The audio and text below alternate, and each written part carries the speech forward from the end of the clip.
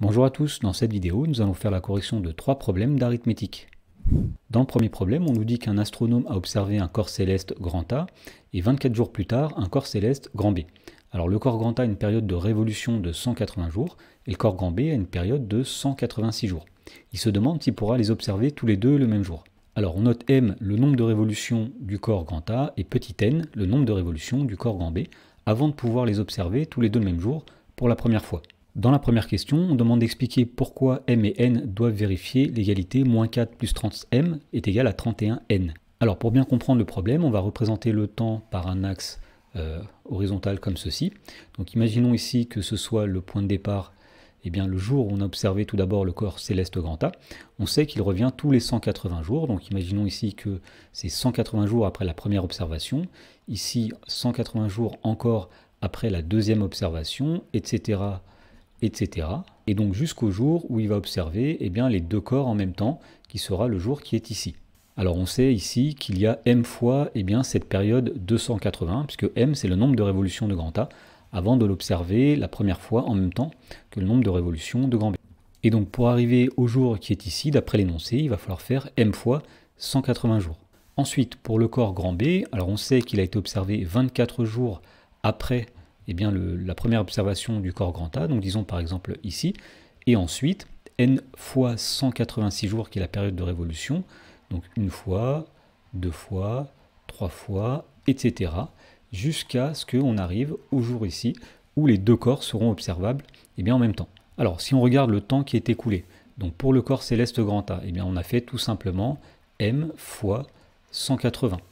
Et pour le corps céleste eh bien, grand B, on a tout d'abord une période de 24 jours, plus n fois la période qui est 186, donc n fois 186. Et donc, puisque les nombres m et n sont tels qu'on observe ces deux corps en même temps, eh bien, ça veut simplement dire que m multiplié par 180 est égal à 24 plus n fois 186. Alors, on remarque que les trois nombres 180, 24 et 186 sont tous les trois divisibles par 6. Donc, si on divise toute cette égalité ou cette équation par 6, on va obtenir donc m divisé par 6, qui est égal à 24 plus n fois 186, le tout divisé par 6. Alors ceci va être équivalent. Eh bien tout d'abord m fois 180 divisé par 6, c'est-à-dire 30.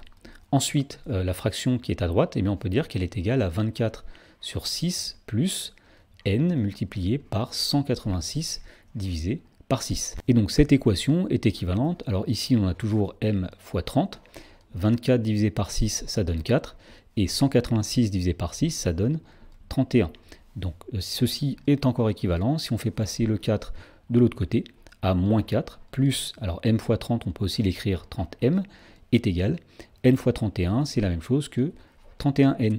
Dans la question numéro 2, on nous demande de recopier et de compléter l'algorithme suivant pour obtenir la valeur de m, et d'expliquer. Alors l'algorithme commence par affecter la valeur 1 à la variable m, et on nous dit tant que moins 4 plus 30 fois m quelque chose, eh bien m augmente de 1, m prend la valeur m plus 1, fin du tant que. Alors pour savoir à quelles conditions la boucle tant que va s'arrêter, il suffit de regarder eh bien, l'égalité ou l'équation qu'on a trouvée dans la question précédente. Les deux corps seront observables le même jour lorsque moins 4 plus 30m est de la forme 31n, autrement dit, lorsque moins 4 plus 30m est divisible par 31. Autrement dit, tant que moins 4 plus 30 fois m eh bien, n'est pas divisible par 31, eh bien, on va continuer, on dira que m prend la valeur m plus 1, et lorsque la condition ne sera plus vérifiée, c'est-à-dire lorsque eh bien, moins 4 plus 30m est divisible par 31 et de la forme 31 fois quelque chose, eh bien, on s'arrêtera, ce sera le moment où les deux corps sont observés le même jour. Dans la question numéro 3, on nous demande d'implémenter cet algorithme en Python et de déterminer combien de révolutions devront faire chacun des deux corps avant d'être observables le même jour pour la première fois. Alors on va tout simplement traduire l'algorithme précédent en langage Python. Donc la première instruction, m prend la valeur 1, va s'écrire m égale 1. Ensuite, le tant que va s'écrire while, et donc la condition, c'est moins 4 plus 30 fois m n'est pas divisible par 31. Donc on va écrire moins 4 plus 30 fois m. Alors pour dire que ce nombre-là n'est pas divisible par 31, on va dire que le reste, quand on fait la division par 31, eh bien, n'est pas égal à 0. Donc on va dire que donc, le reste s'écrit avec le pourcentage 31, donc le reste dans la division par 31, est différent de 0, donc on met un point d'exclamation 1 égale et 0 pour dire n'est pas égal à 0. Alors tant que la condition, le nombre n'est pas divisible par 31 est vérifiée, m va augmenter de 1, m prend la valeur m plus 1. Donc pour dire que le temps que est terminé, on revient à la ligne, et donc on va afficher ici le nombre m, et donc lorsqu'on exécute l'algorithme, on trouve la valeur 27, ça veut dire que le corps A va être observable en même temps que le corps B au bout de 27 révolutions. Mais on nous demandait aussi combien de révolutions le corps B devait faire pour qu'on observe les deux astres le même jour. Et bien pour cela, on va reprendre l'équation qui était -4 plus 30 fois m égale 31n. Et donc si jamais on connaît le nombre m, on a vu que c'était 27, pour trouver n, il suffira de diviser par 31. Autrement dit, le nombre n, ce sera -4 plus 30 fois m divisé par 31. Alors si on veut que le programme l'affiche directement, cette valeur de n, il suffit d'ajouter une ligne ici, et donc on va afficher finalement -4 plus 30 fois m, le tout divisé par 31. Et lorsqu'on exécute le programme, on aura les valeurs de m et de n, et donc on voit que les valeurs envoyées sont 27 et 26, c'est-à-dire que le corps A, il faudra qu'il fasse 27 révolutions, et le corps B, il faudra qu'il fasse 26 révolutions pour qu'on puisse les observer le même jour. Dans l'exercice suivant, on nous dit que deux carrés ont des côtés qui sont des nombres entiers. On sait que l'aire d'un des deux carrés est plus grande de 35 cm que l'aire de l'autre carré. On nous demande quelles sont les valeurs possibles des longueurs des côtés de ces carrés. Alors pour résoudre ce problème, on va commencer par définir une inconnue, et on va appeler petit x la longueur du côté du plus petit carré. Et donc si on note grand A l'aire de ce plus petit carré, son aire ce sera tout simplement x fois x, c'est-à-dire x au carré. Maintenant, on va donner une autre inconnue, on va dire soit y, la longueur du côté du plus grand carré. Alors là, même chose, l'aire qu'on va noter A' de ce grand carré, elle est de y fois y, c'est-à-dire y au carré. Et pour finir, on va exploiter l'information qui dit que l'aire d'un des carrés est plus grande de 35 cm² que l'aire de l'autre. Ça veut dire que l'aire A' est obtenue en faisant l'aire grand A plus 35 cm², autrement dit, A' c'est grand A plus 35, alors ceci est équivalent à dire que y au carré, c'est x au carré plus 35. Alors cette équation est équivalente, on va faire passer x au carré de l'autre côté, donc y carré moins x au carré est égal à 35, et donc ceci est équivalent, si on factorise y carré moins x carré par une identité remarquable, à y moins x multiplié par y plus x, le tout qui doit être égal à 35. Alors pourquoi avoir factorisé? Puisqu'ici on voit que on a un produit qui est égal à 35, puisque y, x sont des entiers, on nous dit que les côtés de ces carrés sont des entiers, alors y moins x est aussi un entier, y plus x est aussi un entier, autrement dit, y moins x et y plus x sont des diviseurs de 35. Alors on sait que ces nombres sont des diviseurs de 35, les diviseurs de 35, c'est-à-dire, alors tout d'abord il y a 1, ensuite il y a 5, il y a 7, et il y a 35. Donc ça veut dire que y moins x et y plus x sont un des quatre nombres, 1, 5, 7 et 35.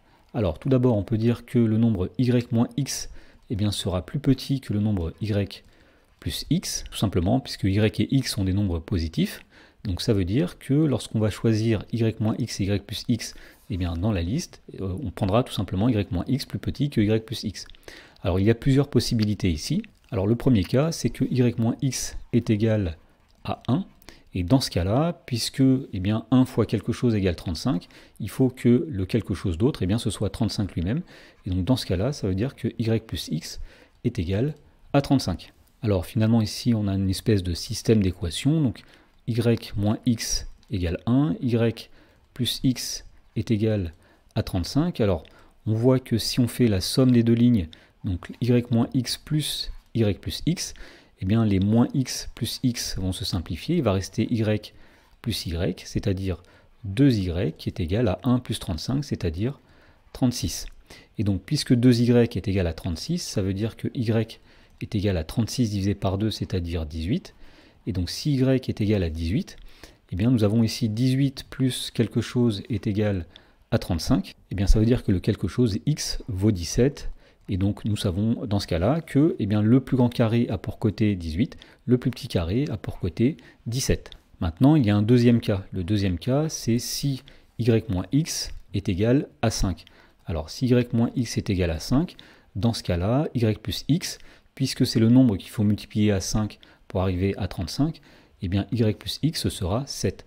Donc on a le système suivant, y moins x égale 5, y plus x égale 7. Alors même chose, pour résoudre ce système, on va tout d'abord utiliser une petite astuce, on va additionner les deux lignes, donc première ligne, deuxième ligne. Donc on va faire y plus y, c'est-à-dire 2y, moins x plus x, c'est-à-dire 0, est égal à 5 plus 7, c'est-à-dire 12. Donc 2y égale 12, c'est-à-dire y c'est 12 divisé par 2, c'est-à-dire y égale 6. Alors puisque y égale 6 et que y plus un nombre égale 7, ça veut dire que le nombre x est égal à 1, 1 plus 6 égale 7, et donc dans ce cas-là, le plus grand carré a pour côté 6 et le plus petit carré a pour côté 1. Dans l'exercice suivant, on nous dit que l'escalier d'une tour a un nombre de marches compris entre 130 et 150. Alors si on les monte 3 par 3, on arrive en haut. Si on les monte 4 par 4, on finit par une marche. On nous demande combien y a-t-il de marches dans cet escalier. Alors on va commencer par dire soit x le nombre de marches dans cet escalier. Alors on sait que si on monte les marches 3 par 3, on arrive en haut. Autrement dit, x est un nombre qui est divisible par 3. Alors on sait aussi que le nombre de marches est compris entre 130 et 150. Donc le nombre x est divisible par 3 et est compris entre 130 et 150. Il suffit de regarder tous les nombres divisibles par 3 compris entre 130 et 150. Donc ça veut dire que x vaut... Alors le plus petit multiple de 3 plus grand que 130, c'est 132.